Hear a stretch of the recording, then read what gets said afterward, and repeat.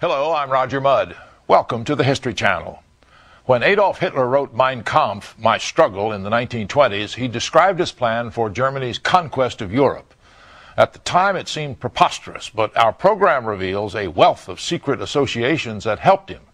You'll hear about one of his crucial mentors, a shadowy figure connected to secret societies in Germany and Japan, a covert Nazi interest group which infiltrated Austria, Czechoslovakia, Poland, and the United States, and even a German spy in Hawaii who helped Japan bomb Pearl Harbor. Join us now as the History Channel presents Last Secrets of the Axis. On September 27, 1940, Hitler's Nazi Germany, Mussolini's Fascist Italy, and the Empire of Japan sign a pact to dominate the world. They will almost succeed. It is called the Axis Pact. This secret Axis blueprint for world domination was the work of one man, now forgotten by history.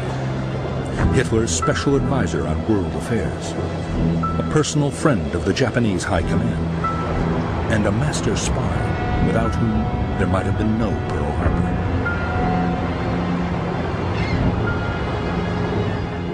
His name was Karl Haushofer, keeper of the last secrets of the Axis. Between 1920 and 1945, Karl Haushofer was one of the most influential men in Germany. A friend and mentor of Adolf Hitler, he helped guide the Nazi Party to power. Through his various acolytes and disciples, he gradually extended his influence into every sphere of Nazi policy.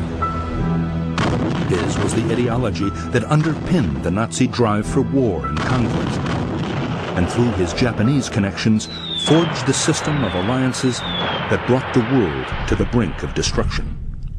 Professor Karl Haushofer has been called Hitler's Merlin. Just as King Arthur had Merlin the magician behind him, so Haushofer stood behind Hitler. And indeed, Karl Haushofer also dabbled in the occult. Yet throughout all this, he remained in the shadows, a sinister, secretive figure, almost forgotten by history.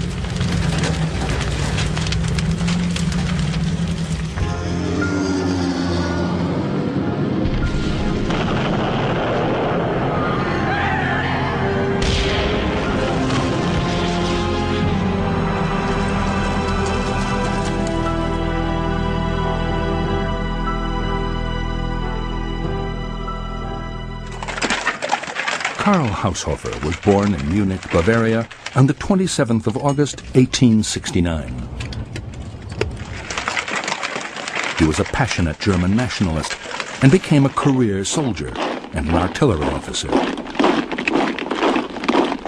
His brilliance and attention to detail quickly led to his appointment to the German General Staff.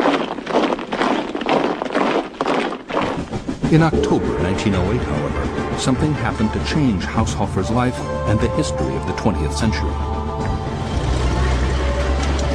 The German army sent Haushofer to Tokyo to study the Japanese military.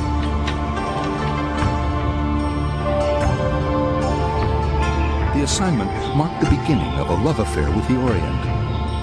Haushofer traveled extensively in the Far East, adding Korean, Japanese, and Chinese to his already extensive repertoire of Russian, French, and English languages. In Japan, Haushofer made the personal acquaintance of the emperor and began to develop a strong interest in militaristic and nationalistic Japanese culture.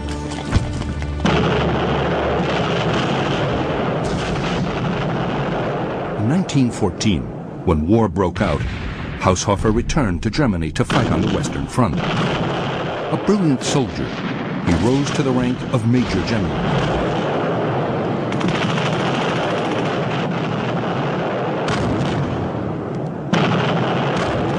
But Germany was to be defeated in the Great War.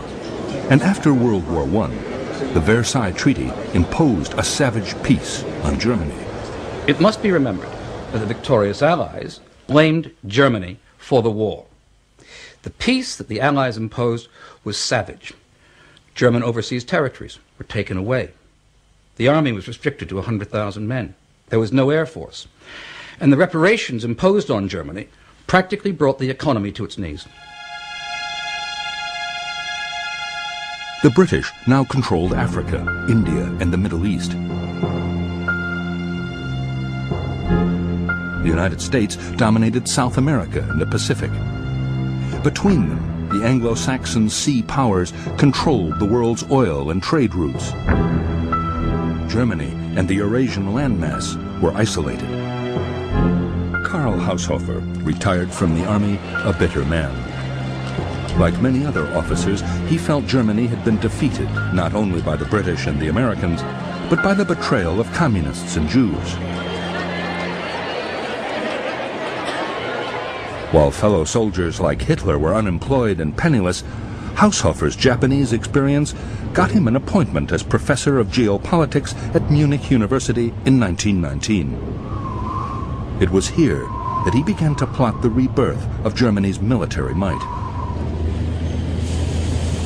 He formulated a political doctrine called Lebensraum, or living space, which asserted Germany's right to conquer and exploit the lands of her neighbors. This doctrine was based on Haushofer's view of race and history, both of which he believed were on Germany's side. The enemies? These were the naval powers, the United States and Britain. What Haushofer wanted to create was an alliance across the Eurasian landmass, uniting Germany with Russia and Japan to build up a powerful enough group to stand up to the Anglo-Saxon sea powers. In the 1920s, in the years following the First World War, Haushofer's Great Eurasian Alliance begins to take shape. Banned by the Versailles Treaty from having an air force or tanks, Germany signs a secret treaty with the Soviet Union. Called the Apollo Pact, it allows Germany to secretly train its soldiers and airmen in communist Russia, away from the prying eyes of the British and French.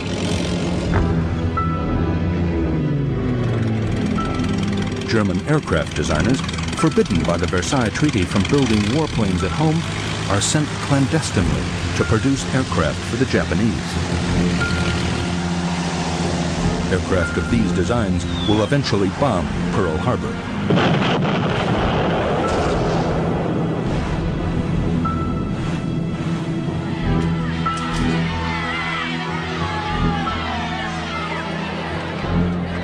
Germany in the 1920s, however, remained divided and without a leader.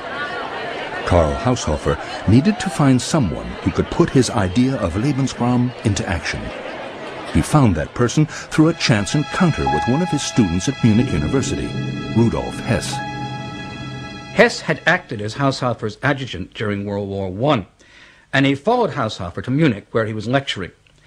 Now, Hess had been born in Alexandria, Egypt. His father was a merchant there. Hess was young and impressionable, and he was excited by the ideas that Haushofer had of bringing together the scattered German people. Hess was already a member of the fledgling Nazi Party. Its leader was Adolf Hitler.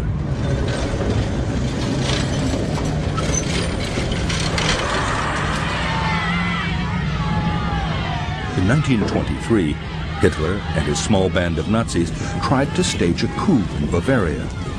They were easily routed. Hitler and Rudolf Hess were arrested and imprisoned in the notorious Landsberg fortress. In Landsberg, Hitler started to write his blueprint for Nazi world domination. He called it Mein Kampf, My Struggle. But who really wrote Mein Kampf?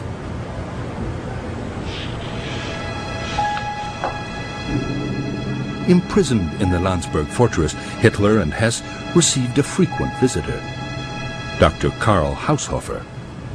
When Hess was participating in the Beerholt Putsch, he took hostages, and after the failure of the putsch, he released the hostages, but he was then hid by Professor Karl Haushofer in his Munich flat, and he then escaped.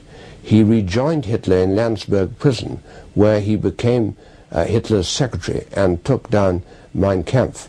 While he was in Landsberg prison, which was a relatively gentle prison, as prisons go, he was visited by General Professor Karl Haushofer, and through Hess, Karl Haushofer was introduced to Hitler, and Hitler was interested in his ideas on geopolitics and the case for more Lebensraum, and through Hess some of Karl Haushofer's ideas were transmitted into Mein Kampf.